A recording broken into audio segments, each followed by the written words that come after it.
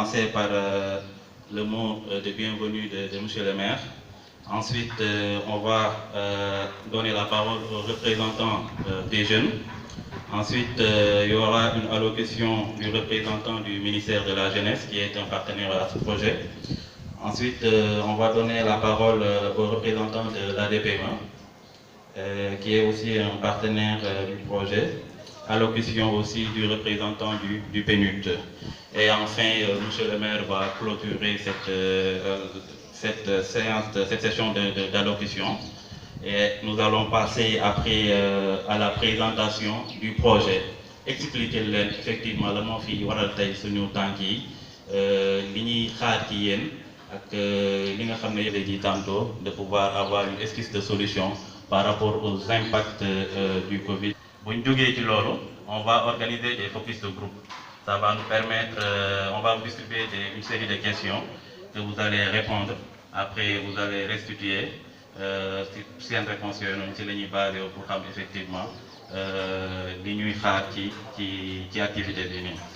Après, on va observer une pause déjeuner et après midi bi lu ma doon wax sànq mooy la restitution des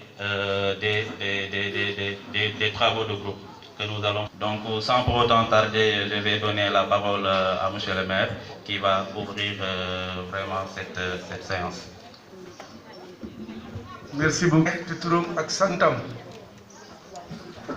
Donc waxtaanu tey bii lu am maanaa la ci commune Morlan ñu nekk dañuy njëkk képp ku fi ñëw rek ñu ngi lay nuyu rawatina nag dama wax ay gan mais rawatina ñi xam ni jege nañu fi neen fekk suñu ci loolu defe naa ràññee nañ ci waa PNUD ñi xam ni defe naa ni ak aussi Josué représentant aussi l'ADPME délégation boobu moo ñëw mais xam na peut-être am na ñuy ñëw ci ginnaaw mais ñoo ñëwagum en tout cas ñu ngi leen di dalal fii biir Morlan di leen wax ni yéen a ngi seen kër fii seen dëkk la fii seen kër la bu leen tiit bu leen ragal fii mën ngeen def lu leen bëgg lu leen neex kon boog yéen ñi nga xam ne waa Morlan lañu ñu ngi leen di gërëm rawatina les jeunes parce que tey c'est un forum